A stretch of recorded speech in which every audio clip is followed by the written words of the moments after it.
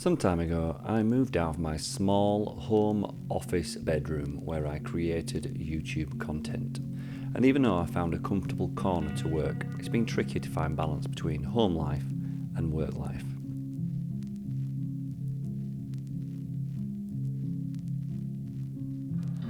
Hello, I'm Paul Greenwood.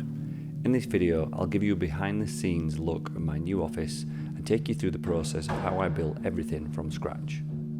I'd like to take this opportunity to thank my family, friends and local community for helping turn this idea into a reality. Many of them donated time, fixtures and material to help me keep my costs down.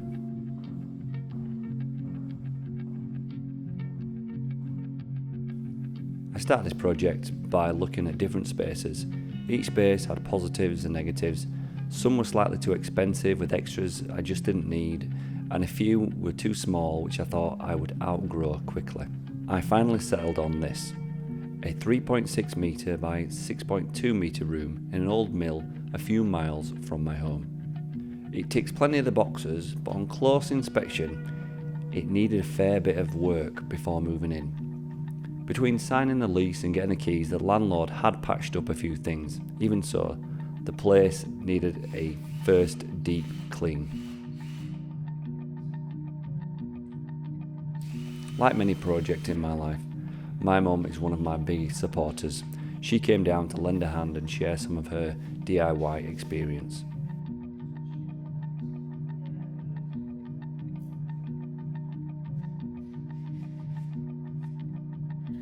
It took a while to remove all the old dust and dirt before getting to the paintwork. The area that needed most of the attention was the window wall. It had old flaky paint, uneven surfaces and even rotten window frames, which presented many challenges, but me and my mum, we just knuckled down and we just cracked on.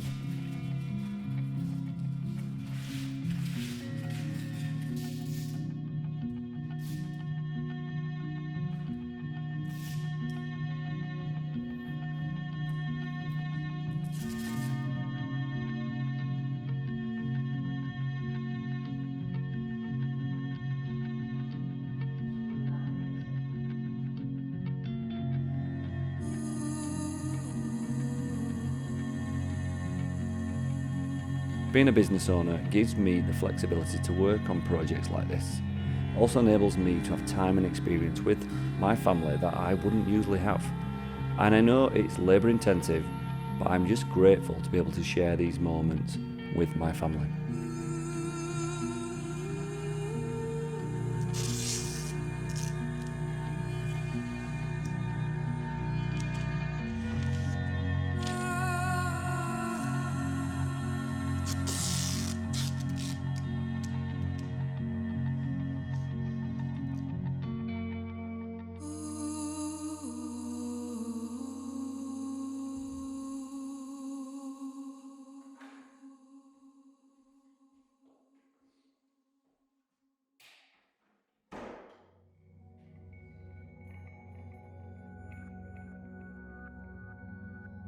When I start a project, I tend to start with a ton of enthusiasm, only to find later things start taking too long and that initial excitement runs out. This project was no different. Early mornings and late nights spent labouring on excited energy. After a while, the energy dwindles and the hard work begins. Creating this office has been a journey of self-discovery. When motivated, I can rise early and tackle jobs that I find dull and get positive results. Everything is temporary, even the hard miles. Trusting the process leads to great outcomes, even if sometimes, like this painting, it takes longer than anticipated. One thing you don't get a sense of in this video is the countless times I journeyed back and forth to the hardware store to collect supplies. I had no idea how much decorator's caulk I'd need or how much paint it would take to cover up the dirty marks on the wall. Still, it's experience I can carry forward.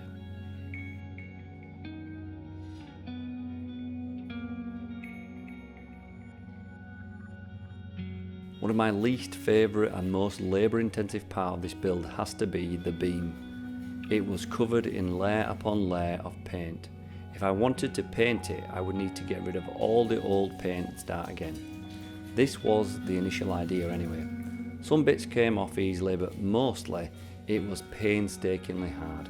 It was an inch by inch type of job, and the place was filthy once again.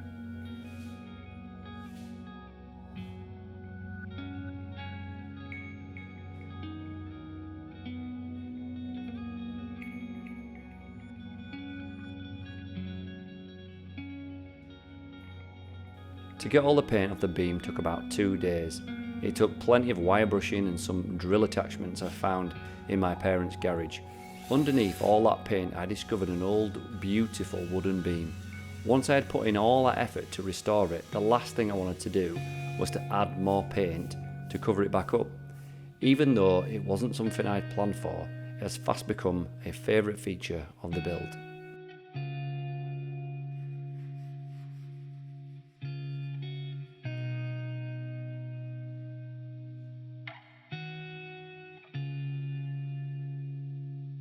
If anyone is interested in the list of tools and equipment I've used in this video, I've created an extensive list of affiliate links in the video description. Be sure to check those out. I do get a kickback, but it doesn't cost you any extra to use the link.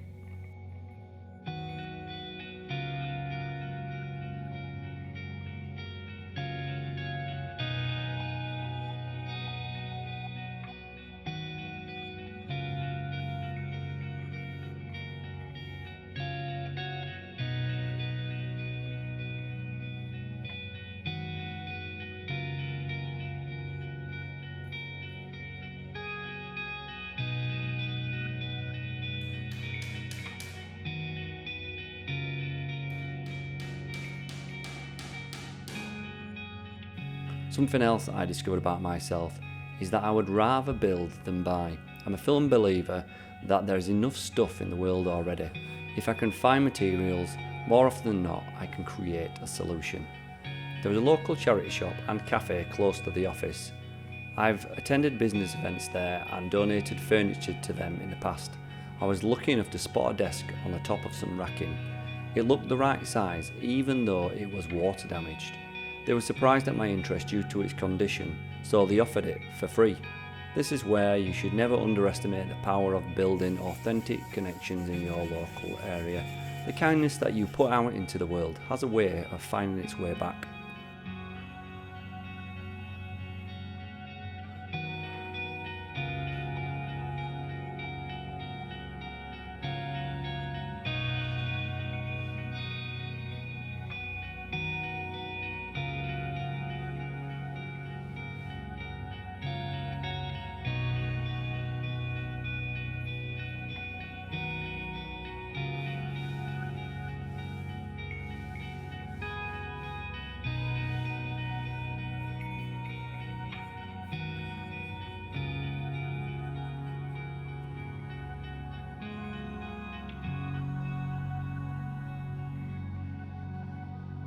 Don't get me wrong, I'd love a fancy stand-up desk. My back would be grateful for it too.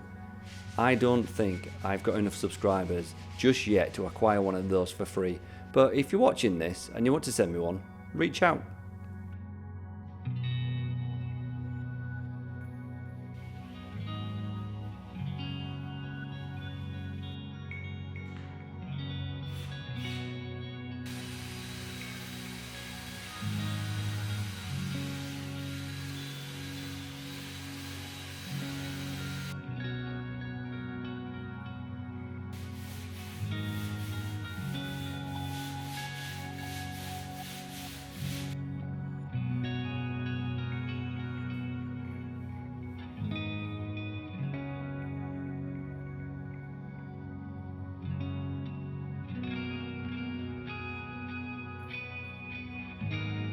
One of the design choices I made early on was that I wanted the space to be modular.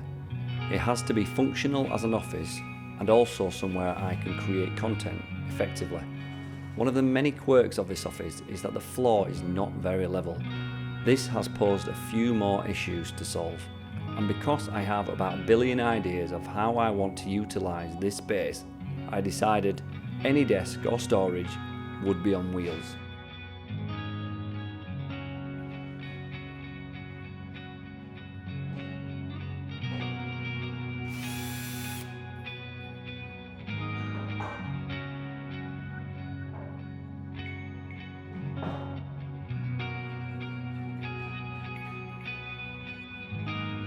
Like most tasks I have undertaken through this process, there was research at every stage. I'd have an idea and come across an issue and have to work my way through it. These aren't the usual tasks I'm used to day to day, but I enjoyed embracing the challenge all the same.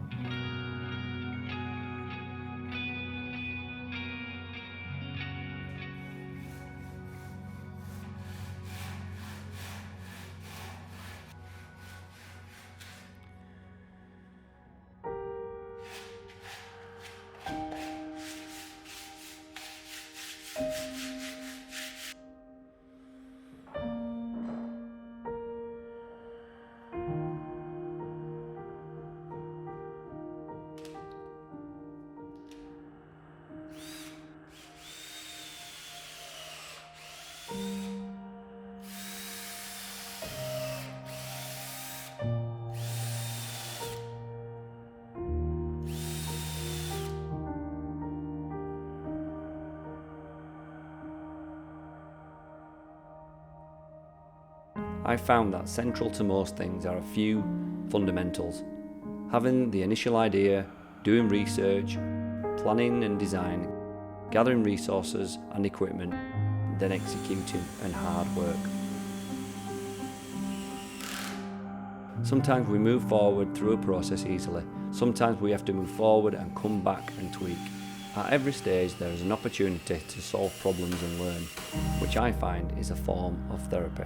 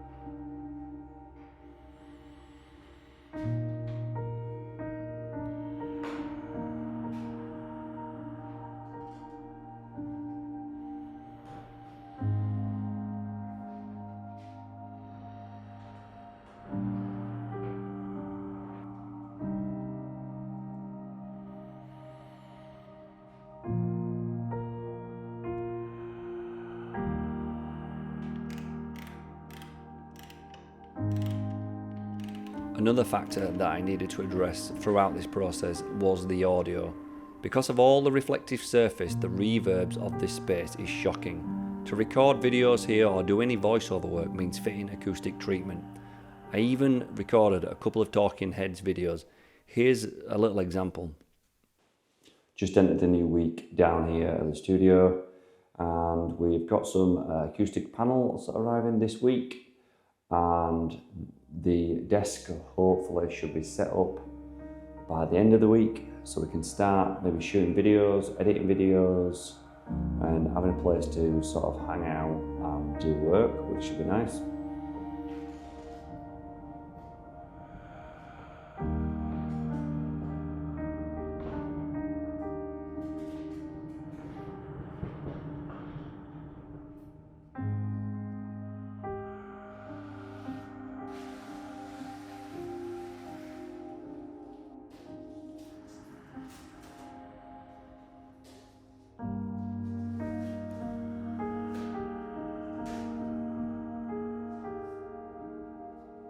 These acoustic panels must be the most cliche YouTuber purchase of all the build. I see them everywhere. They're perhaps one of the most pricey as well. But as it is acoustic treatment, it should be worth the spend. Some point in the future I will likely do a how much my office build costs video, and if you are watching this and it's already made, I will link it at the end of this video.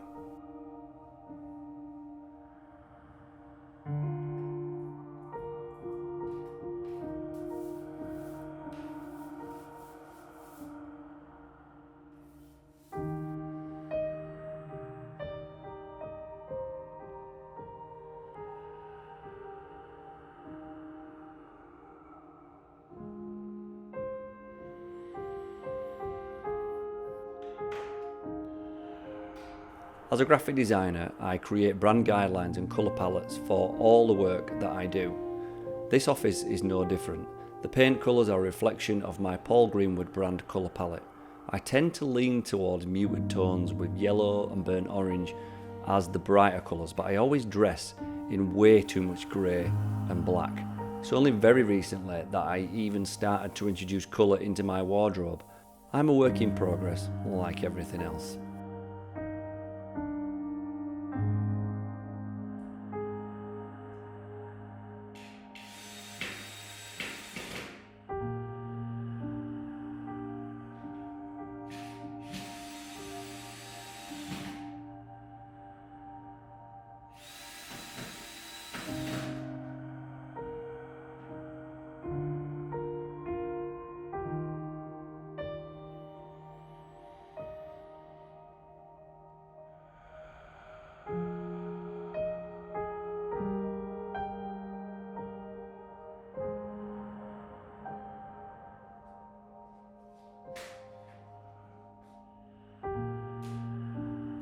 Once again, the floor in the office made the acoustic panels tricky to install.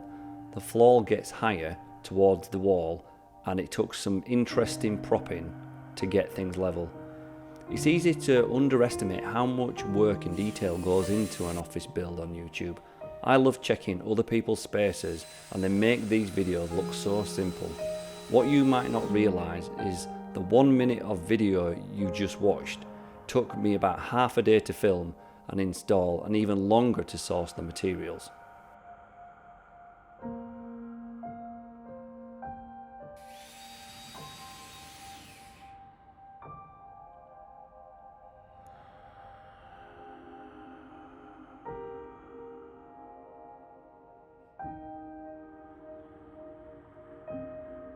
After a few weeks of solid graft, the paintwork completed and the last acoustic panel going up, the office finally started to take shape.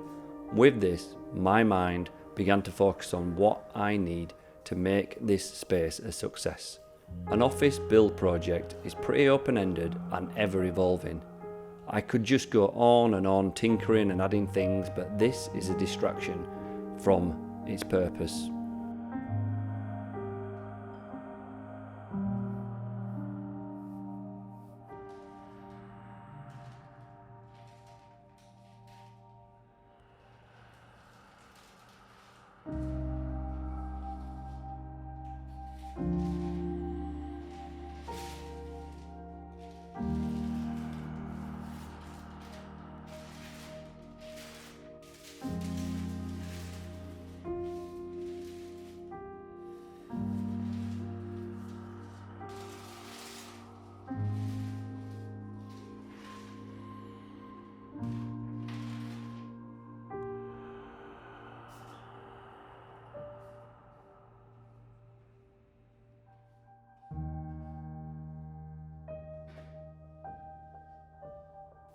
What is it that stands between me and creating my first videos here?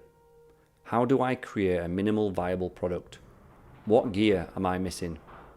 Now that's a standard question for us YouTubers, I think. And it's also where gear acquisition syndrome lives.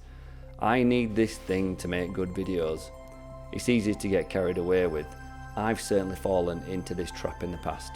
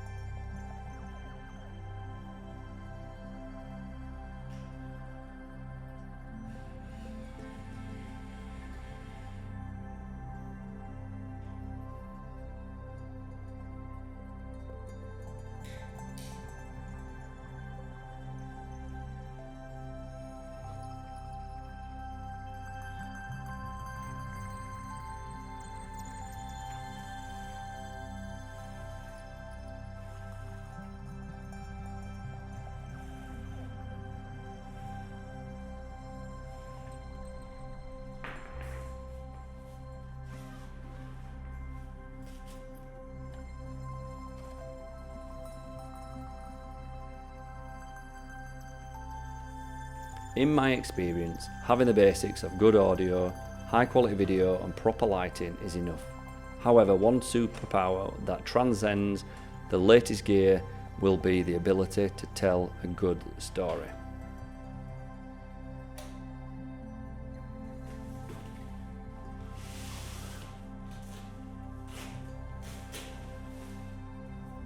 I find that when you want something enough and you're prepared to put in the time and the effort, motivation follows. Our success belongs to those silent miles, day after day, labouring away out of sight. Only by investing in ourselves will we reach our goals. The same can be applied to running a YouTube channel. Trusting the process, carrying on regardless, not knowing if what you're doing is right, working through the small challenges, learning and growing one video at a time. Hope you found this video to be entertaining. If anything has resonated with you throughout the video, please hit the like button or even drop me a comment.